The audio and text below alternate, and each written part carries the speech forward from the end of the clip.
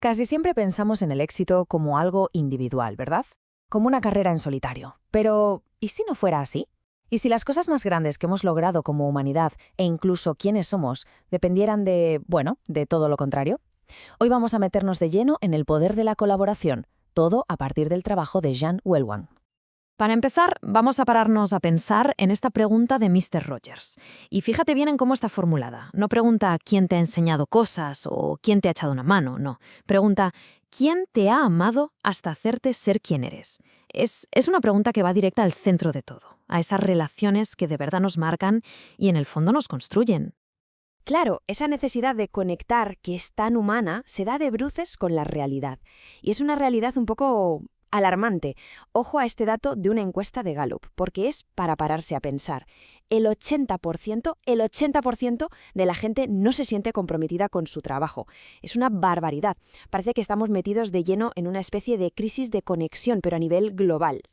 Y claro, esto no es casualidad. Este dato nos lleva a un problema mucho más gordo, que es esta cultura del hiperindividualismo que nos rodea. Esa idea de que hay que competir por todo, ser el mejor, ganar como sea.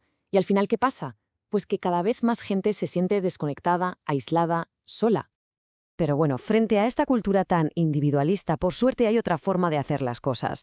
Y una de las lecciones más potentes sobre el poder de conectar de verdad nos llega de un sitio y de un momento muy concretos, un encuentro en Sudáfrica. Resulta que la autora del libro tuvo la oportunidad de presenciar algo único, la conexión increíblemente profunda que tenía Nelson Mandela con otros líderes como el arzobispo Tutu o Jimmy Carter. Imagina la escena, Mandela contando anécdotas, entre risas, a veces con lágrimas en los ojos, el cariño y el respeto que se tenían se podía casi tocar. Y en ese preciso instante, la autora tuvo una revelación. Se dio cuenta de que aquello no eran simples alianzas políticas, de esas de tú me ayudas, yo te ayudo. No, no. Eran relaciones que eran el motor, la fuente de su fuerza. Eran, literalmente, los cimientos sobre los que levantaron cambios que cambiaron el mundo. Y esta historia de Mandela nos lleva de cabeza al corazón del asunto, al poder tan brutal que se libera cuando colaboramos de una forma auténtica, de verdad.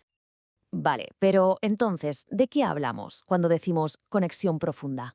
¿Qué es exactamente? Y sobre todo, ¿en qué se diferencia de esas otras conexiones más superficiales, de las del día a día? Aquí es donde se ve la diferencia de una forma clarísima. A un lado tenemos lo que todos conocemos como networking, ¿no? Ir a por la cantidad, las transacciones, el interés propio para sacar una ventaja rápida. Y al otro lado está la conexión profunda, que se basa en la confianza, en una misión que compartimos y que busca un impacto que crezca con el tiempo. Es que es un cambio de chip total. Pasamos del ¿qué saco yo de esto? Al ¿qué podemos crear juntos? Muy bien, suena genial, pero ¿cómo se llega a eso? ¿Cómo se construyen estas conexiones tan potentes? Pues la idea se puede resumir en una especie de hoja de ruta con 3 pilares clave. Así que el camino parece claro, ¿no? Primero, encontrar algo que nos una, algo más grande que nosotros. Segundo, meterse de lleno, comprometerse al 100%. Y tercero, crear un ambiente, una cultura de confianza y de apoyo. Y para ver cómo funciona todo esto en la práctica, en el mundo real, vamos a ver una historia que es alucinante. Es la historia de cómo la amistad entre dos científicos salvó literalmente al mundo. Fíjate, aquí ya tenemos el primer pilar en acción, el propósito compartido. Lo que movía a Rowland y a Molina no era la fama ni el dinero, era pura curiosidad científica. Y esa curiosidad, casi por casualidad, les llevó a descubrir una amenaza para toda la humanidad. Esta frase de Sherry Rowland lo dice todo, es potentísima. Para ellos no era suficiente con escribir un artículo científico y ya está. Sentían que tenían la obligación moral de hacer algo, de que todo el mundo se enterara de lo que estaba pasando. Eso es implicación total. Y vaya si pusieron a prueba ese compromiso. Fue durísimo. Fijaos en las fechas. Publican su descubrimiento en el 74 y lo que viene después no es una celebración. No, es más de una década de palos por todas partes, críticas brutales, la industria en contra, aislamiento profesional. Pero aguantaron, siguieron ahí y tuvieron que esperar hasta 1985 para que otros científicos dijeran, oye, pues tenían razón. Y eso fue lo que abrió la puerta al Protocolo de Montreal en el 87. La pregunta es, ¿cómo aguantaron todo eso? 10 años de presión constante. Pues la respuesta es la conexión que tenían entre ellos. Esa confianza total fue su escudo, lo que les dio la fuerza para seguir y conseguir algo que parecía imposible. Un acuerdo mundial que nos salvó la vida a millones de personas.